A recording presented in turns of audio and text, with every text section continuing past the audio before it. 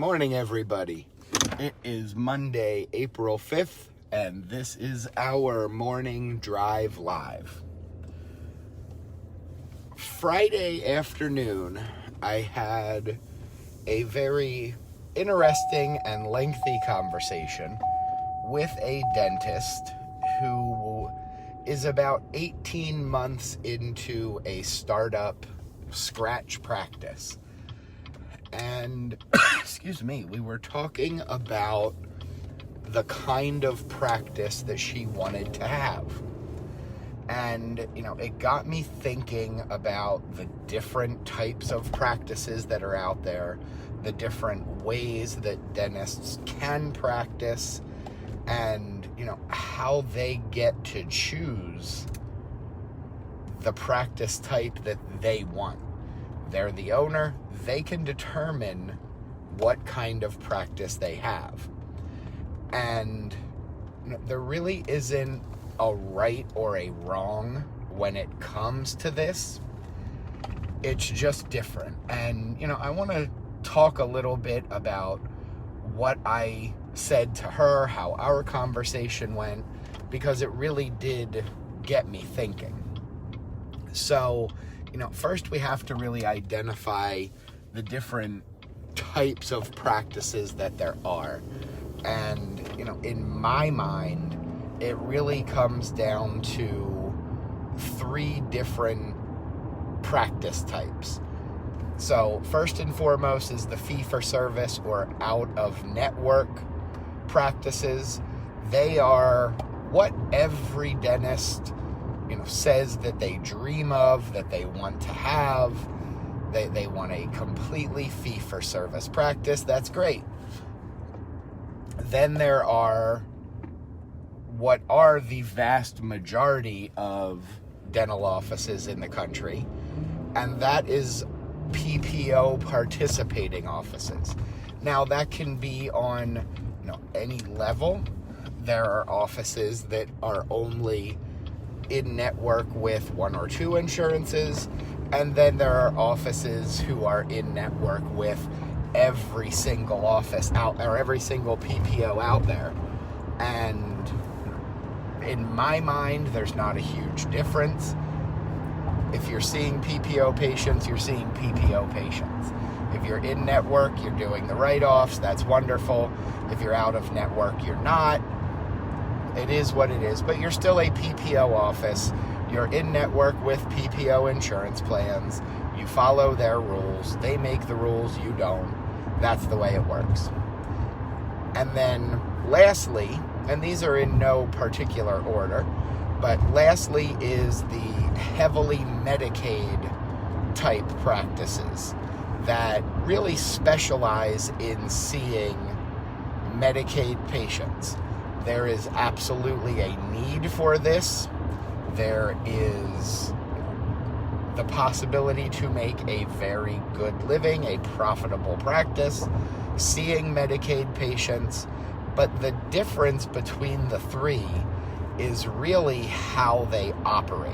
It's an operational and a systematic difference, and a difference in approach of how we do what we do.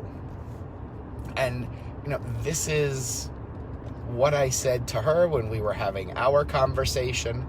If you take 3 businesses and think about restaurants. Restaurants are all in the same business. Food service. You're providing a meal for your customers. At the end of the day, that's what they all are. But we'll take 3. We'll take Ruth's Chris Steakhouse. We'll take Applebee's.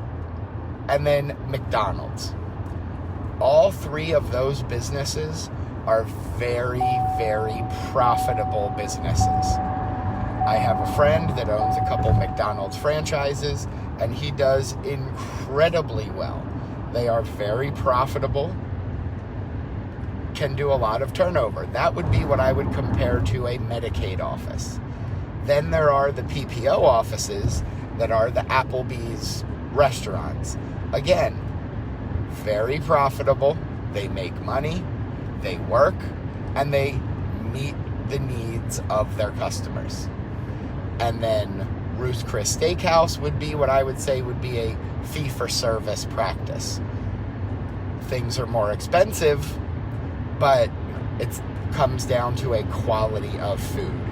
And what the issue that this dentist in particular was having is that she was trying to treat her patients like they were going to a fee-for-service practice, but she was getting paid Medicaid payments.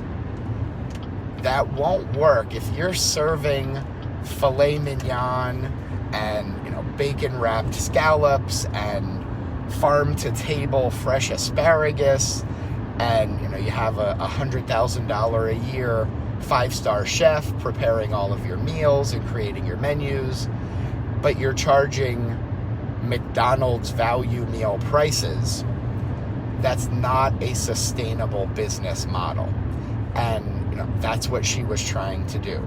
So yes, there are systematic differences in the way each one of those practices, but lately, especially over this weekend, I really tried to take a step back from Facebook over the weekend, spend time with my family, not look at my phone. And I saw, when I opened my phone up at 5:30 this morning, quite a bit that I had missed over the weekend of back and forth in a couple groups of, how I operate is better, how I operate is best, the way I do it is better than the way you do it.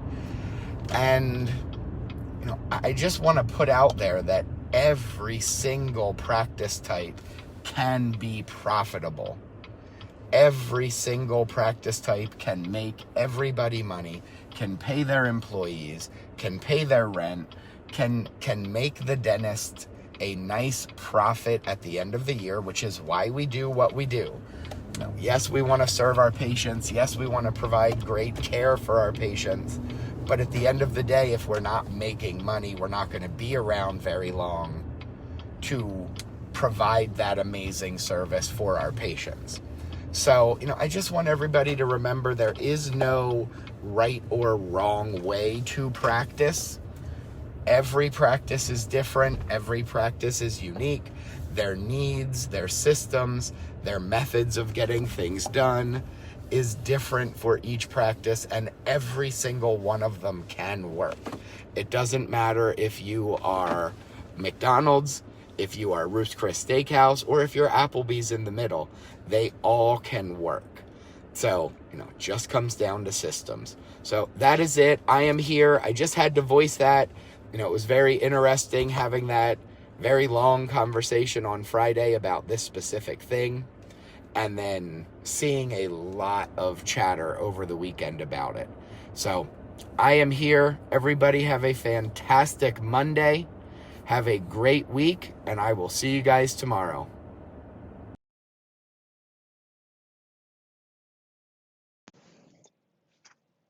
Good morning, everybody. It is Tuesday, April 6th, and this is our morning drive live. I want to talk today about storing EOBs.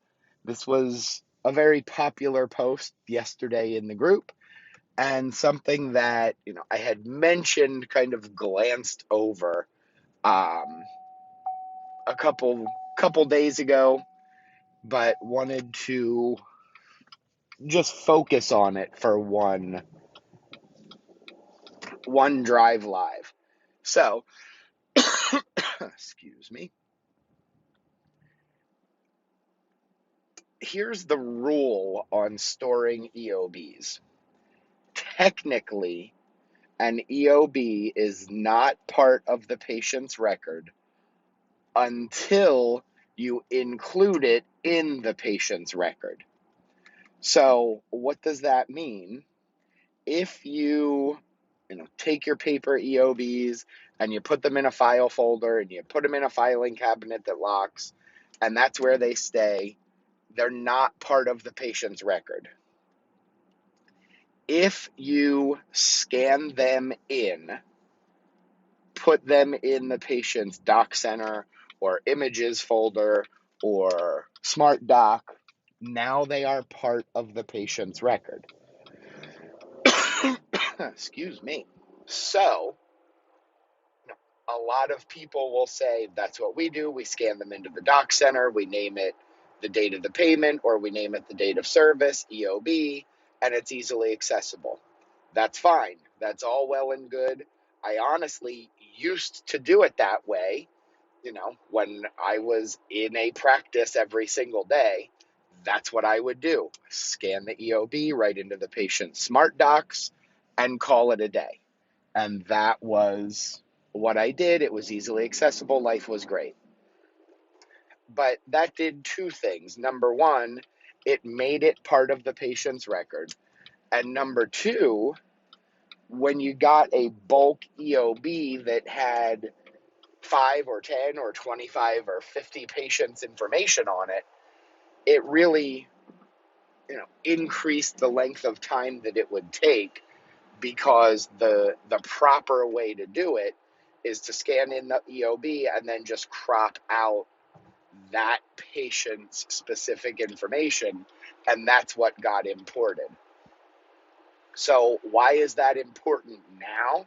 Well, remember, now we're coming up to the Cures Act, which requires patients to have online access to all of their records, to all of the information in their charts, which, if you have scanned EOBs into Smart Docs or Doc Center or Images or wherever, now includes that EOB.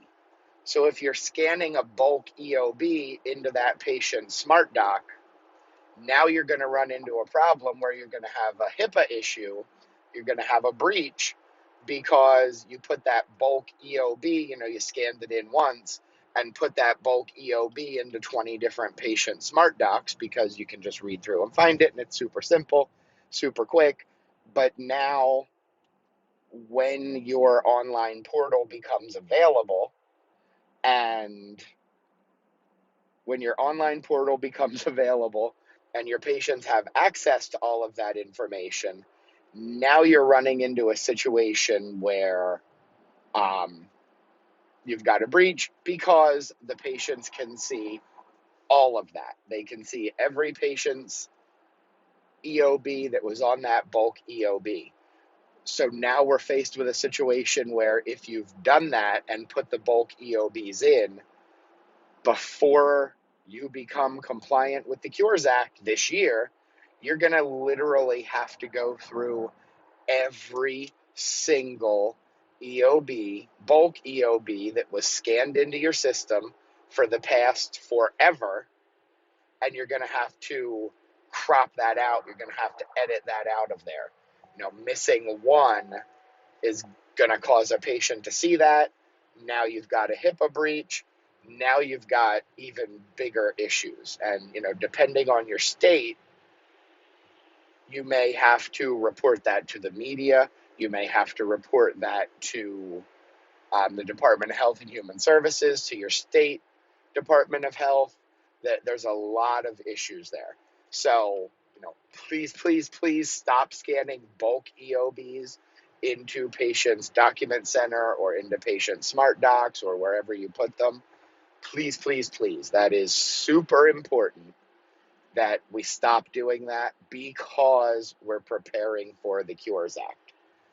So what do I do? And this came up, and I did post on that post. I replied to that post. What I do, I scan in all of my EOBs every single day. And this is what all of our clients do across the country as well. Scan in the EOBs, all the checks, everything. You open the mail, you print out your ERAs from online, you put them in one pile, and you scan them in as one single PDF. It could be a 5 or 6 or 10 meg PDF, but you scan it in, you have one PDF, and you name it that day, because I know we're going to enter those payments that day. So that's the date that we name the EOB. It then goes into a server folder, whether that's a company share folder, something that is stored, that's on the server, so it's secure, so it's safe, and so it's backed up regularly. Put that folder on your server, arranged by date order. No, that's the way it works. It's very simple. Then, if I need an EOB, I can look at the patient's account. I can say, okay, that insurance payment was entered on April 6th. I can go right back to that server folder, that EOB folder. I can look for 2021 EOBs. I can go to April 6th, 2021, open up the PDF. Now I have an exact copy. I have the EOB from that date in front of me. It takes 10 seconds to find it in that list. If you have an upgraded version of Adobe, you can even make it a searchable document and search for the patient's name in that PDF if it's 80 or 90 or 100 pages, and you're good to go. So it's a very simple process. It doesn't take much time. It still saves us time when we're looking for EOBs, and that's how I do it. So everybody be ready for the Cures Act. Start thinking about that now, because it's quickly approaching and people are going to have that access. So that is it. I am here. Everybody have a great day, and I will see you tomorrow.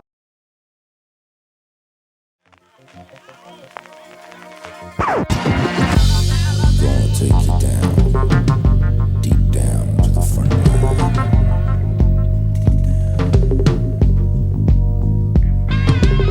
You woke up this morning, got yourself a gun. Your mama always said you'd be the chosen one. She said you're one in a million, you got to burn the shine. You were born under a bad sign with a blue moon in your eye. And you woke up this morning, all that love had gone. Your papa never told you about right and wrong. But you're looking good, baby. I believe that you're feeling fine. Shame about it, born under a bad sign with a blue moon in your eyes. So sing it now. Woke up this morning, got a blue moon, got a blue moon in your eyes. So sad, goddamn shame about it. Woke up this morning, got a blue moon in your eyes. Listen, you woke up this morning, the world turned upside down. Lord, about things ain't been the same since the blues walked in our town. But you one in a million, 'cause you got that shotgun shine. Shame about it, born under a bad sign with a blue moon in your eyes.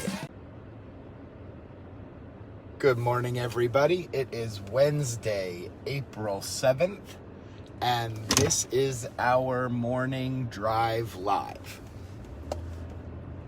Today, we are going to talk about why every single patient that walks in the front door should be signing a treatment plan. Yes, every patient who's coming in for a recall visit, for their cleaning, x-rays, and exams that you expect their insurance to pay for 100% should be signing a treatment plan. Yes, every patient who walks in the door for something that is covered at 100% should be signing a treatment plan. Every patient who walks in the door that's having a filling or a crown or a root canal or an anything should be signing a treatment plan, even if their estimated out-of-pocket expense is zero. And why is that? Because just because their estimated out-of-pocket expense is $0 does not mean that their actual out-of-pocket expense is going to be $0. There was a post in this group, post in another group, from one dentist who we work with, that there was an issue with the insurance company, misquotes, wrong information, which misquotes and dealing with misquotes from the insurance company is going to be its own video tomorrow. Yes, I already have tomorrow planned out. But, basically the issue is you call the insurance company, you verify the insurance, you're told, yes, they're in network, yes, there is coverage, everything is good to go.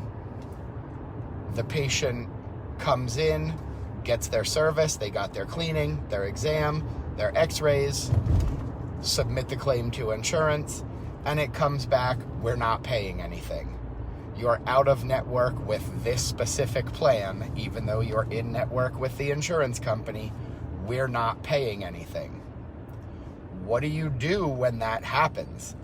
If you have a signed treatment plan and your treatment plan says at the bottom or at the top or at the wherever that any portion not paid by insurance is the patient's responsibility, and that verifications are an estimate only and not a guarantee of benefits, then the patient owes the money. They have a contract with you saying they agree to pay if their insurance company doesn't. Where a lot of offices stumble, what a lot of offices don't do, is have that signed treatment plan for a recall visit, for that prophy exam visit, and they don't get the patient to sign it. The patient never understands that there is a cost, there is a value to the service you are providing. They've never agreed to it, and a lot of states have begun passing no surprise bill laws that say if you haven't informed the patient in advance that there could be an expense, you're not even allowed to charge them for it. So, we have to have our patients sign treatment plans for every single thing we are doing. Yes, it's extra work. Yes, it's more of a pain in the butt. But, if it's that huge of an inconvenience, get digital signatures, get, electronic forms, so they just sign on an iPad, bam, it's done. You can email a copy right to them if they like, but they've seen it and you have a signature.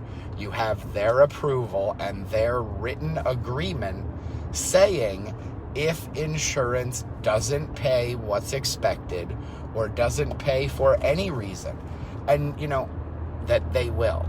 But this could come into play as a retroactive termination issue. We're seeing a lot of retroactive terminations.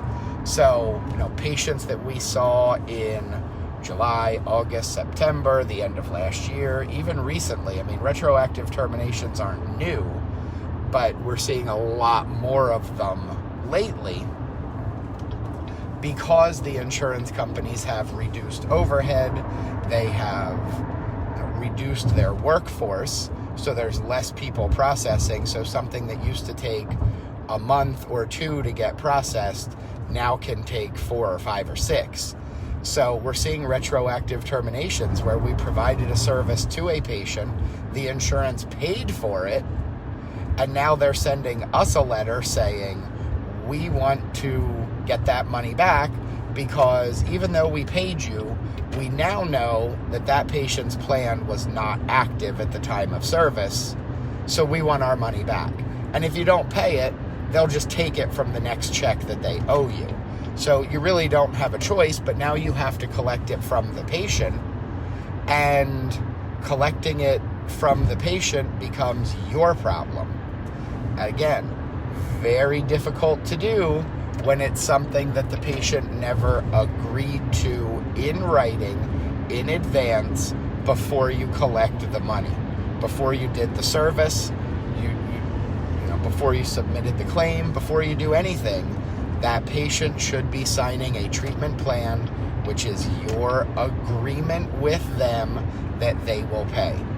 The other thing, and this is one of the reasons that I love treatment plans and have everybody sign it, I want them to see what we're doing. We do For my consulting clients, we walk out the oral cancer screen code on every single recall visit walkout. It's a $0 fee. Yes, it's included with the exam. Yes, it's not separately billable. We're walking it out as a $0 fee, as an admin code that says oral cancer screening included, letting patients know we're doing it. I saw a poll a number of years ago where a survey company contacted 10,000 patients who, within the past 2 weeks, had been to the dentist for their recall exam, their prophy exam, bite wings, so on and so forth. And they asked those 10,000 people, when was the last time you had an oral cancer screening? 87% of them said they never had one. Even though we're doing one every single time the patient walks in the door, they don't know that if we don't tell them. So by presenting them with that treatment plan with the list of services we're doing, we're also kind of proving our value. We're showing them that we're doing more than just cleaning their teeth. And to me, that's what it's about. It's about building that value so they understand why their recall visits are so important. So that is it. I am here. Everybody have a fantastic day, and I will see you tomorrow.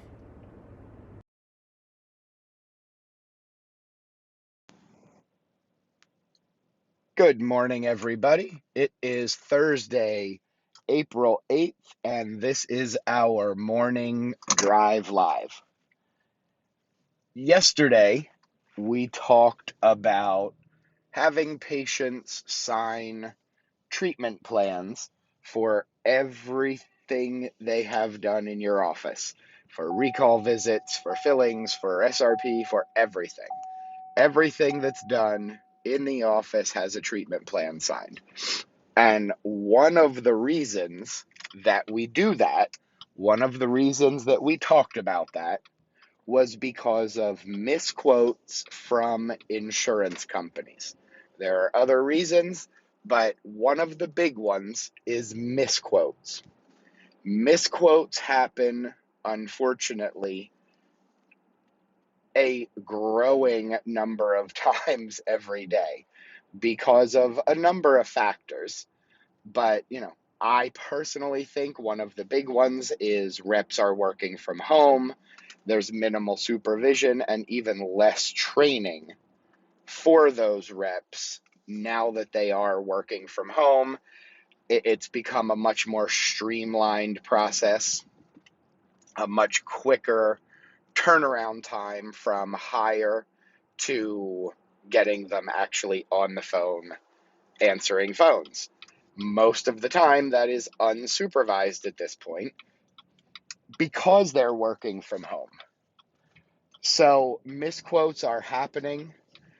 They've always happened. It's always been a thing.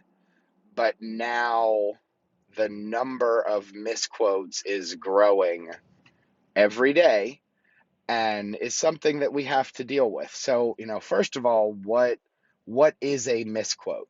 A misquote is when you call an insurance company or go on their web portal or, wherever, and are given incorrect information.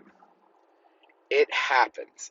There are times when we call to do a verification and we're told, yes, this patient is active. There's no history. I just had a case yesterday where one of my team members called, did a verification, filled out the verification form, got everything set, and on the phone call, they were told there's no history. There's no history for prophies, there's no history for exams, and there's no history for any x-rays whatsoever. She hung up, she uploaded the form. 30 minutes later, we actually got a call back from the insurance company saying, I'm calling with corrected information. I looked in a different place in the system and found history. So in that case, that rep was nice enough or, cared about her job enough to actually call us back and give us the new information that she found in a different screen for that patient that said there was history. And, while it didn't affect the prophy and exam, it did actually affect the bite wings and the FMX or Pano because the patient was eligible for neither. So that could have been a big bill. So, the moral of the story is these misquotes happen.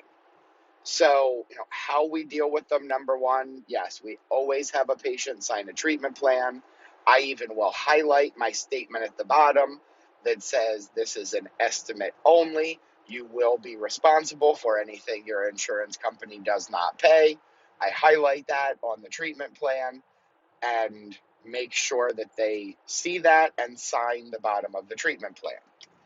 But it also comes down to how we are presenting things to the patient.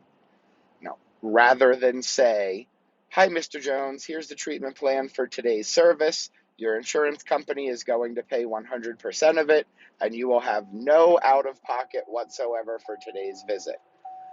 I would say, this is your estimate of what your insurance company is going to pay. As long as they pay exactly as we expect them to, your out-of-pocket will be zero. But we all know how insurance companies work. Ha ha ha. And I make it light and I make a joke of it and I make them understand that it purely is an estimate, that their insurance company can change their mind at any point in time. And everybody should know that. Anybody who's ever had a predetermination in your hand, approved, insurance will pay this, and then you do the work and you submit the claim, and it comes back denied even after it was pre-D, everybody knows that. We all know that. In our business, we all know that. We can't assume that the patients understand what their insurance coverage really means. Think about how many of us spend how many hours, how many weeks, how many years learning about dental insurance and their clauses and their outs and everything else that's there. And then, we're so quick to say, well, it's the patient's responsibility to know their insurance. If we're the professionals and we've been doing this for 3, 5, 10, 20 years, and we don't always know what the insurance company is going to do, how can you expect a non-dental person to know anything about that when it takes us years and years and years to get to the experience level that we are? So it comes down to us to explain to them how it works, to explain to them what the outs are, the different ways that the insurance companies will try not to pay. I always use every possible opportunity to educate the patient and say, this will be covered. Thank goodness you don't have a waiting period. A lot of insurance plans will have a waiting period that says you would have to wait 12 months after getting new coverage in order for this to be payable.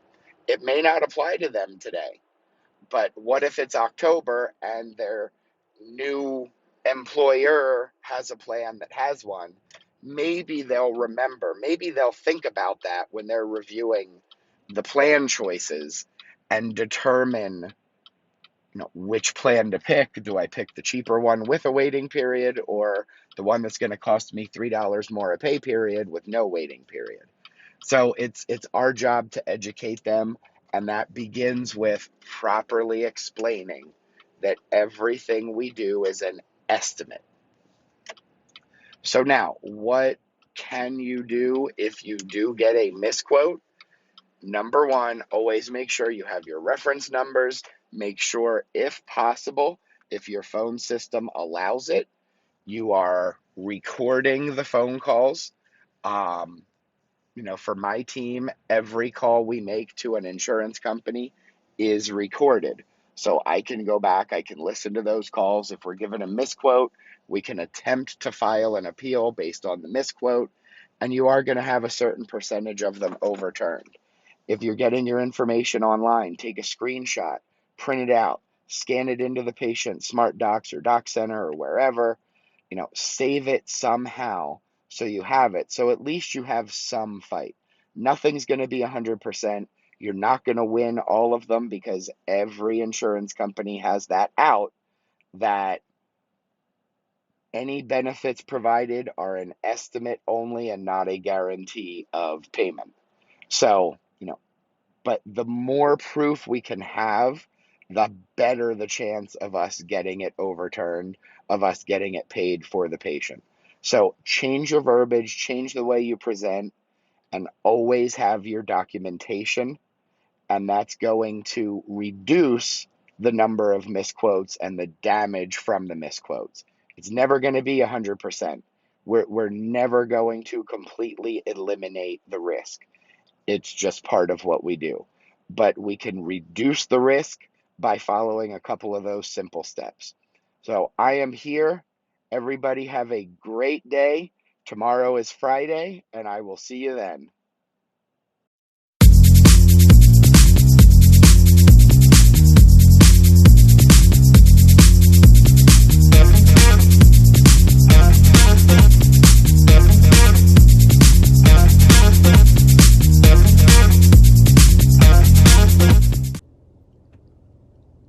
Good morning, everybody. It is Friday, April 9th, and this is our morning drive live.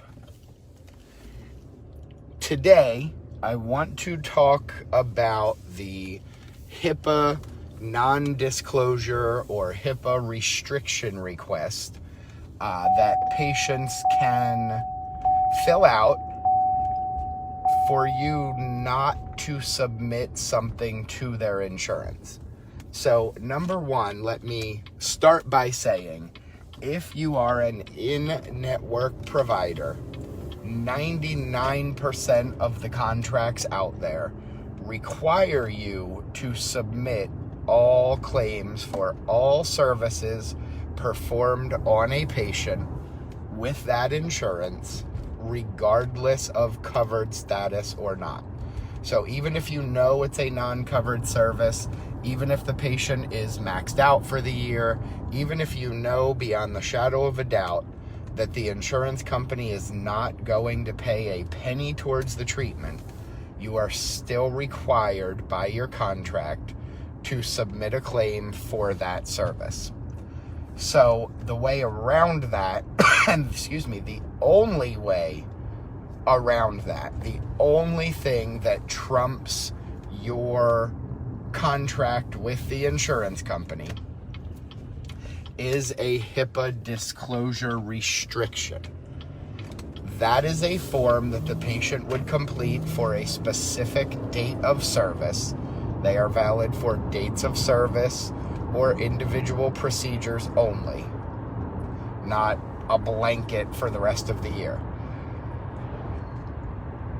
They fill that form out, and that form restricts you from releasing that information to anyone. So now there are a couple caveats that come with using that form. And again, remember what the patient is doing under HIPAA law is restricting your ability to release any information about that specific procedure to anyone. It's not just to the insurance company, it's to anyone. So the caveats that come with that, there are two of them. Number one, the patient must pay your full cash price with absolutely no discounts for that service.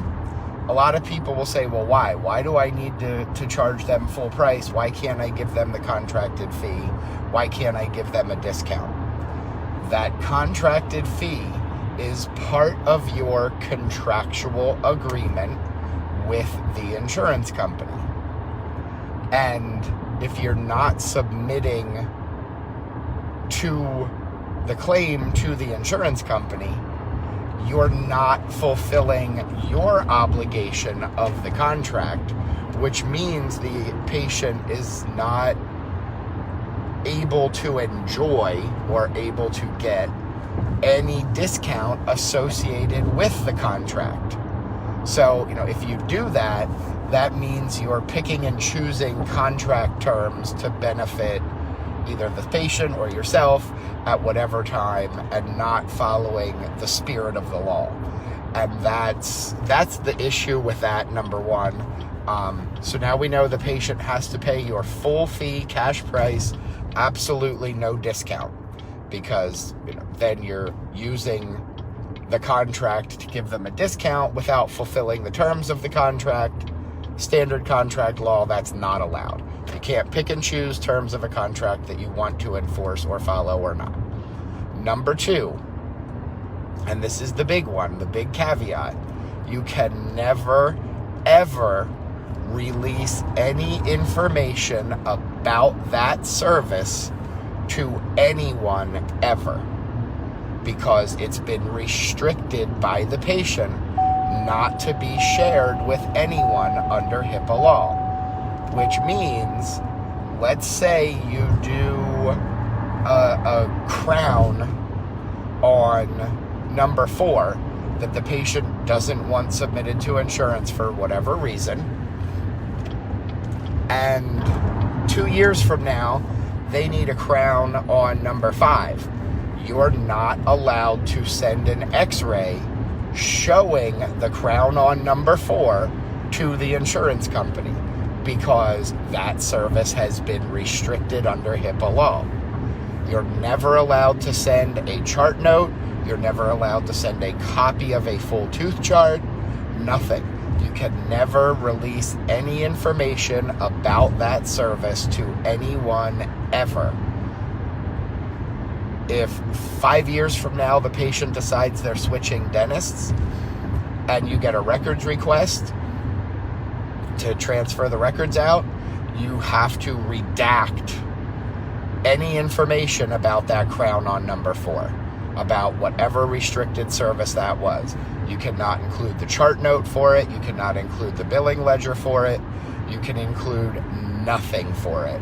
And if questioned, why is there a redaction in the chart notes, you say that specific procedure has a HIPAA restriction applied to it by the patient. The end. Not allowed to do it. So a lot of people will say, well, when would you use this? How would you use this? And what I will say is the way that many offices want to use it is not the way it was intended to be used. Okay, a lot of offices want to say, well, this patient wants a full gold crown. The insurance company doesn't pay us enough, doesn't allow us enough reimbursement to make it feasible, so we'll use a HIPAA restriction. We'll not send the information to the insurance company. The patient pays our full fee and we're good to go.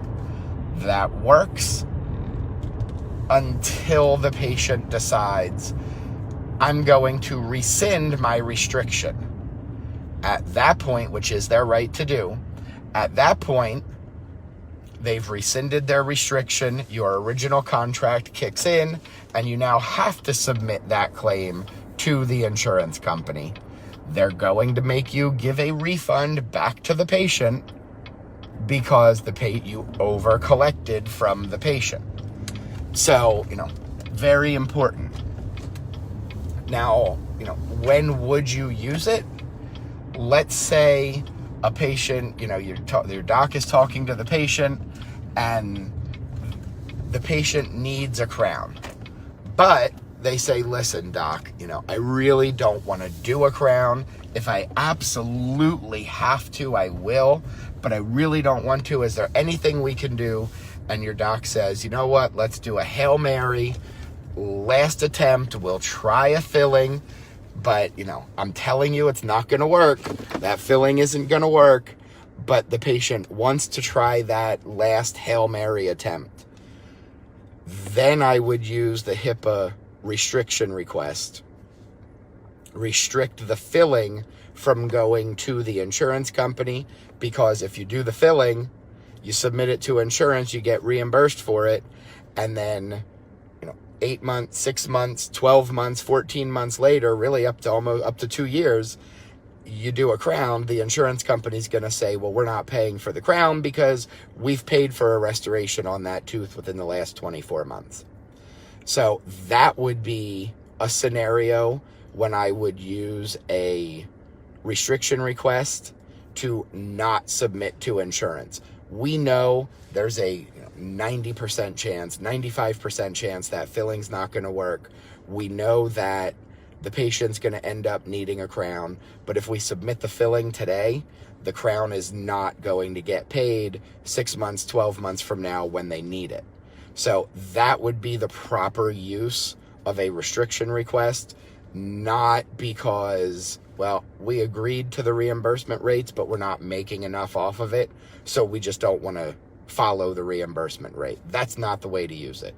That's not the way it was intended to be used, and really that's not what we should be doing. So that is the HIPAA disclosure restriction. I am here. Everybody have a fantastic weekend. Enjoy yourself wherever you are in the country. Going to be nice in a lot of areas. Have a great weekend, and I will see you guys on Monday.